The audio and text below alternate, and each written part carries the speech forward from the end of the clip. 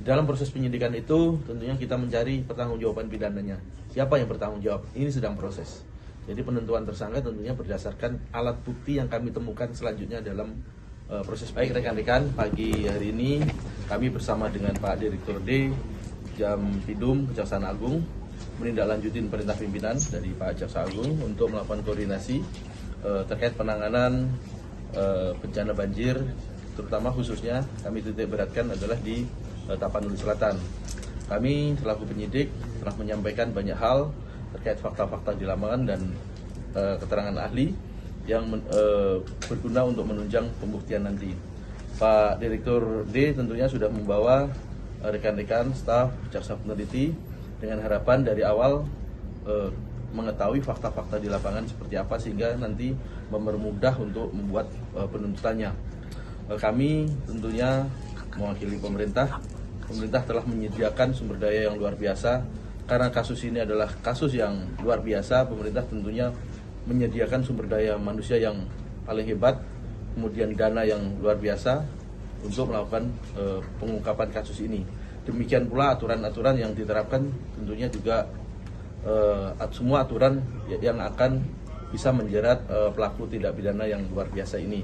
Kami terapkan tindak pidana lingkungan hidup, kemudian pencucian uang, sekaligus nanti pertanggungjawaban perorangan ataupun korporasi. Mungkin dari kami perkembangan proses penyidikan yang kami lakukan, mungkin bisa tambahan dari Pak Direktur D Jampidum. Dan skala korporasi yang sedang didalami dan ditangani ini skalanya korporasi kecil, menengah atau nasional? Baik, besar. Rekan-rekan terkait korporasi yang masih kami dalamin adalah satu korporasi. Kebetulan kan hulu ini sepanjang 120 km. Kami berusaha untuk memaksimalkan untuk mengetahui korporasi apa saja atau kegiatan apa saja sepanjang hulu tersebut. Saya kira masih baru satu ketemu. Kemudian menjawab tadi yang lain bagaimana, kami sebenarnya ada beberapa tim di Aceh, di Tamiang, kemudian di Padang dan Tapanuli Selatan. Akan tetapi yang sudah kami temukan bukti permulaan adanya peristiwa pidana baru yang Tapanuli Selatan. Nanti kami update perkembangan dan kami juga kerjasama dengan rekan-rekan yang lain, Kementerian Lingkungan Hidup, Kementerian Kehutanan dan terakhir ada Satgas PKH bisa menjadikan informasi ataupun data-data yang penting untuk pengungkapan adanya peristiwa pidana akibat bencana ini. Mungkin demikian rekan-rekan. Kalau dari penegasan Pak, berarti di kasus ini yang PT TBS itu udah tersangka atau belum? Kemudian kemarin kan Bapak bilang ada 19 yang sudah diperiksa. Apakah masih ada pemeriksaan lagi? Karena Pak Dirk juga bilang bahwa akhir minggu ini penetapan tersangka itu. Hasil koordinasi, tadi ada beberapa kan masukan dari rekan-rekan jaksa peneliti, kami dalamin. Kalau peristiwa sudah bulat, adanya peristiwa, ingat ya, penyidikan adalah berarti ditemukan dua alat bukti adanya peristiwa. Dalam proses penyidikan itu tentunya kita mencari pertanggungjawaban pidananya. Siapa yang bertanggung jawab? Ini sedang proses.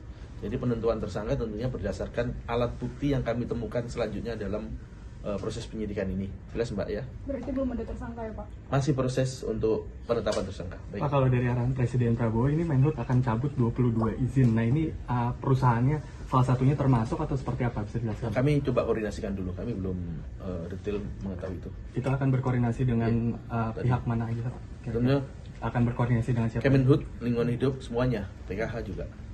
Rekan-rekan di satuan bawah juga, Polda, Polres juga. Semuanya, Kejaksaan Tinggi juga nantinya. Libatkan BPKP juga untuk menghitung nilai kerugian lingkungan ini berapa besar ya kan, itu harus dihitung oleh ahli auditor nanti ke sana.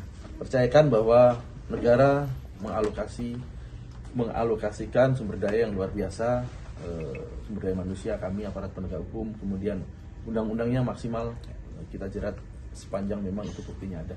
Bapak, sedikit dugaannya PT TBS ini mulai melakukan pembukaan lahan di situ sejak kapan ya Pak?